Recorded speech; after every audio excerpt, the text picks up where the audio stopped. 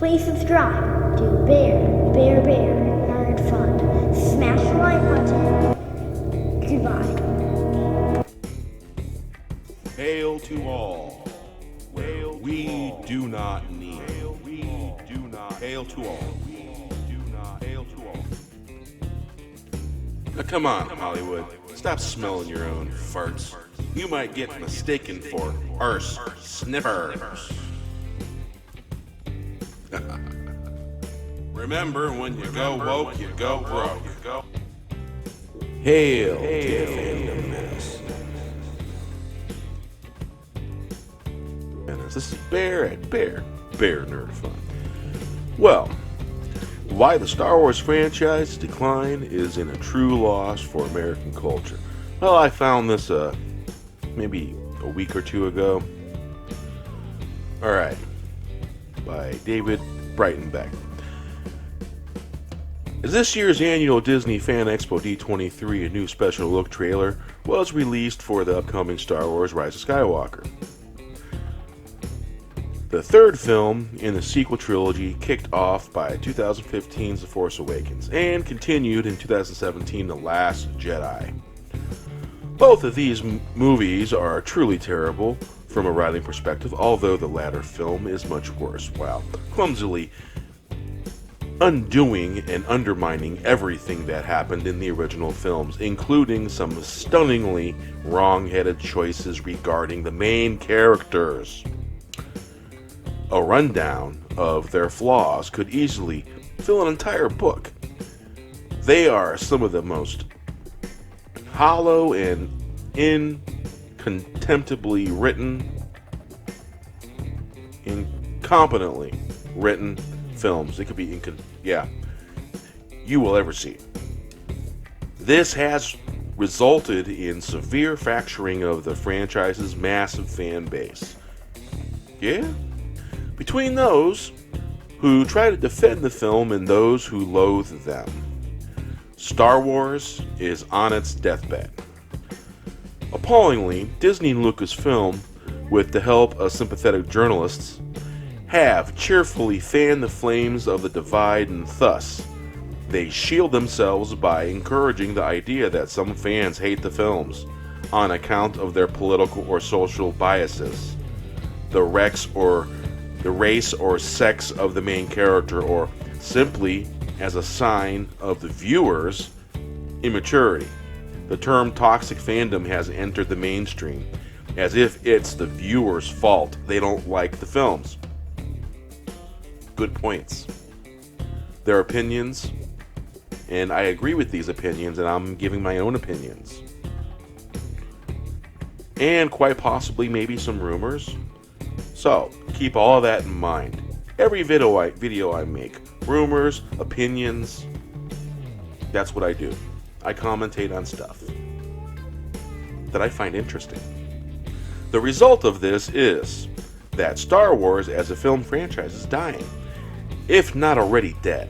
Solo became the first film in the franchise to lose money, and interest in the upcoming third film is comparatively low. Very. With a full trailer not even due out until this month.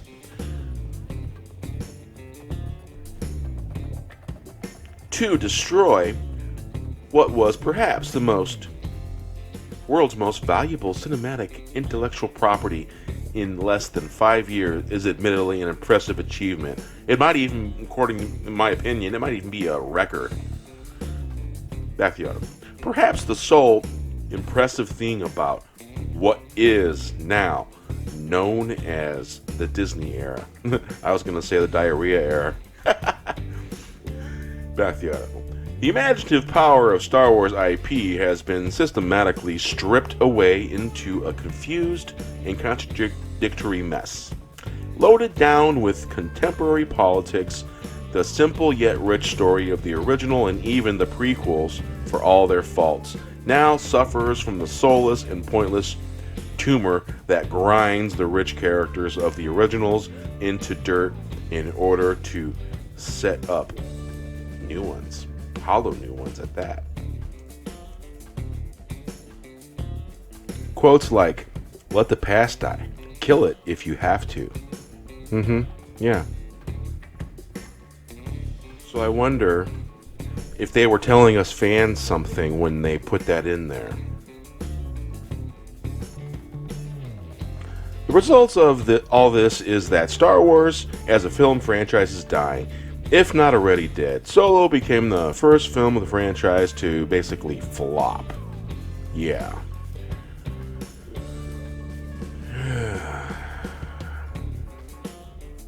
Perhaps the sole impressive thing about what is now known as the Disney era, the imaginative power of Star Wars IP has been systematically stripped away into a confused and contradictory mess loaded down with contemporary politics, simple yet rich.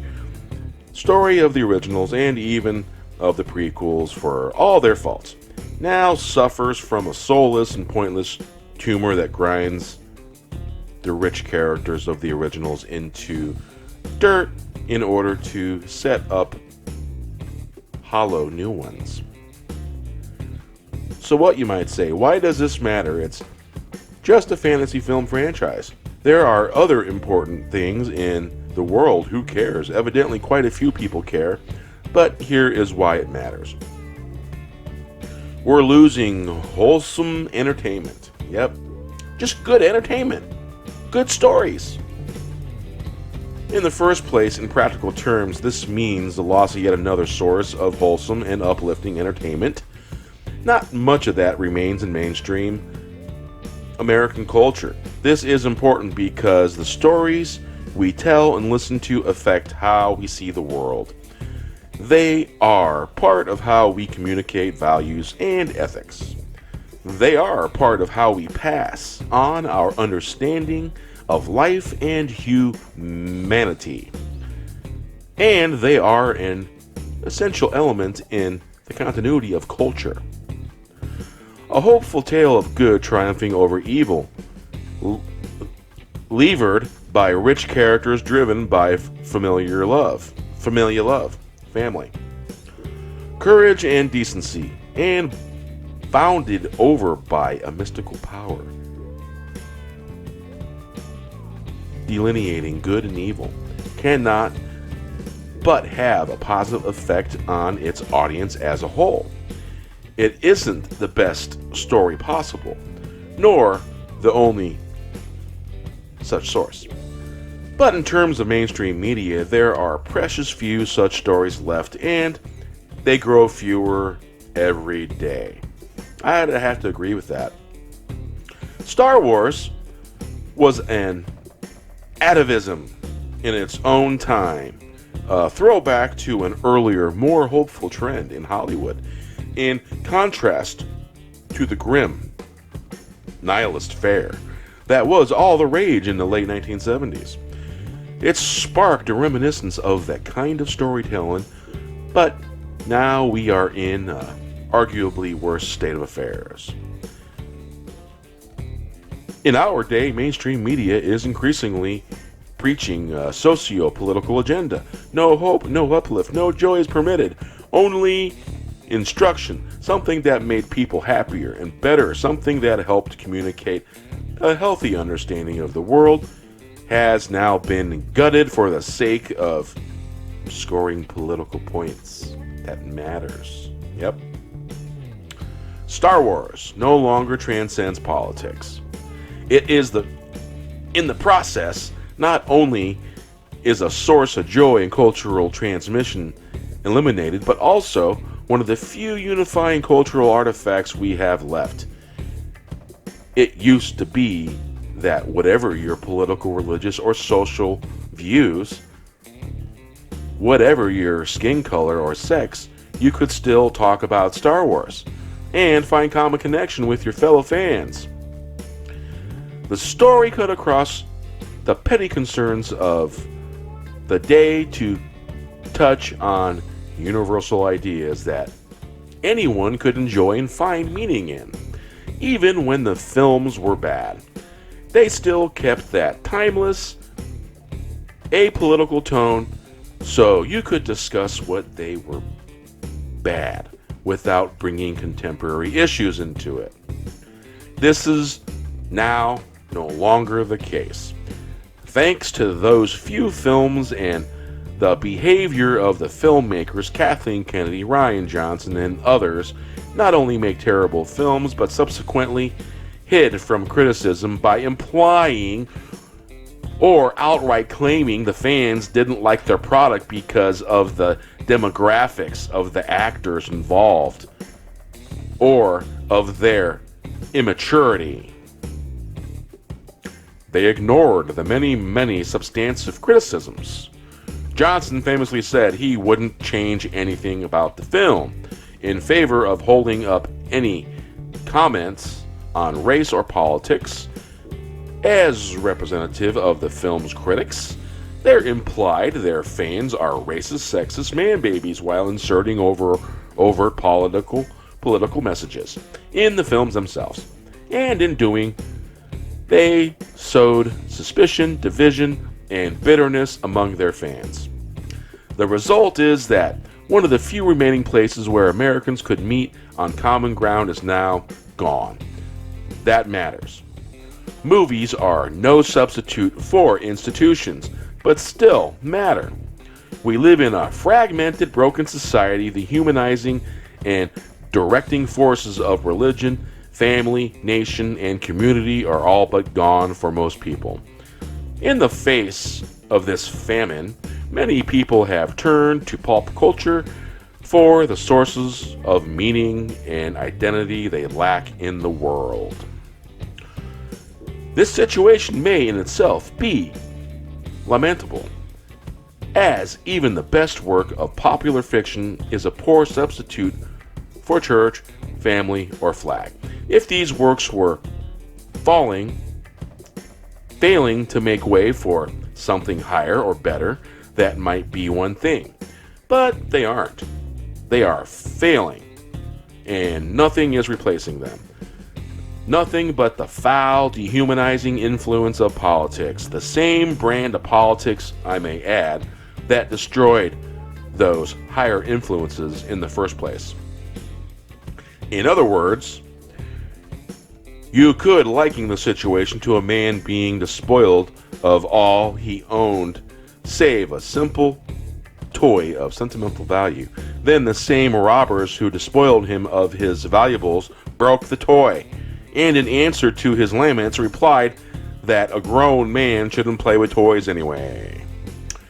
It is the prophet Nathan's story of the man with the lamb, even if that fantasy franchise was not really worth much in itself.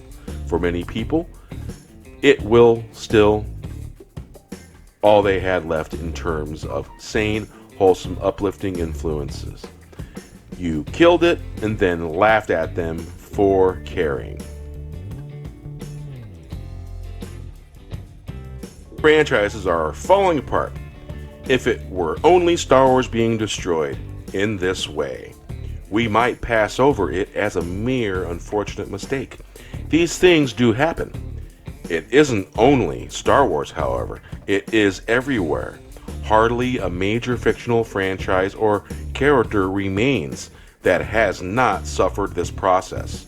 From DC and Marvel Comics to Ghostbusters to James Bond. The Marvel films held out for a long time, but then came the execrable Captain Marvel. Wow. That's a big word. Which followed the Lucasfilm playbook almost exactly. Make a terrible franchise, devastating film, and then imply fans are acting in bad faith when they don't like it. They are now playing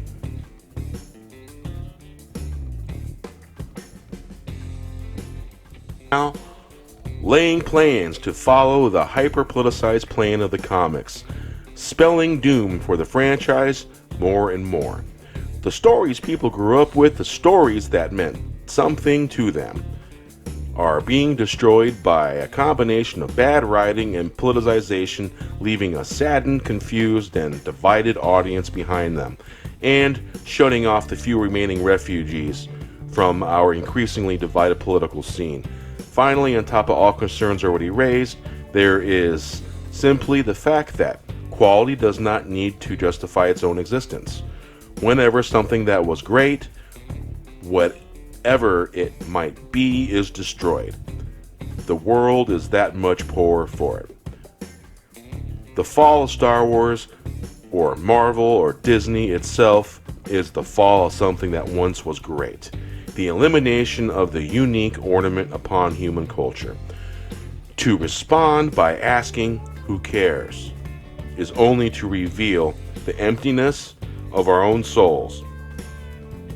C.K. Chesterton put the answer into the mouth of Alfred long ago.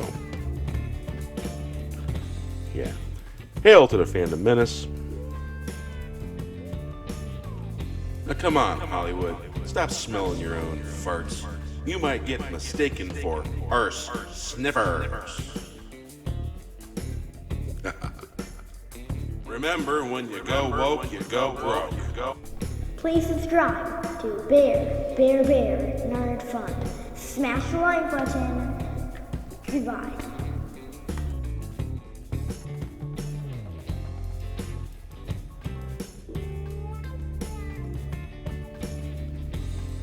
Say hello.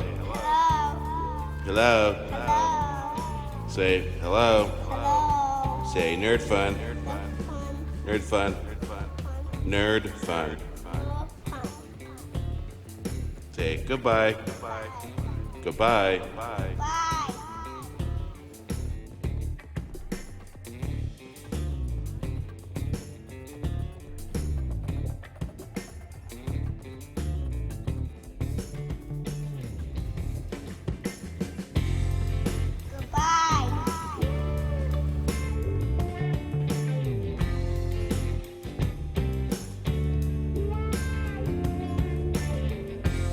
Hail to the fandom menace.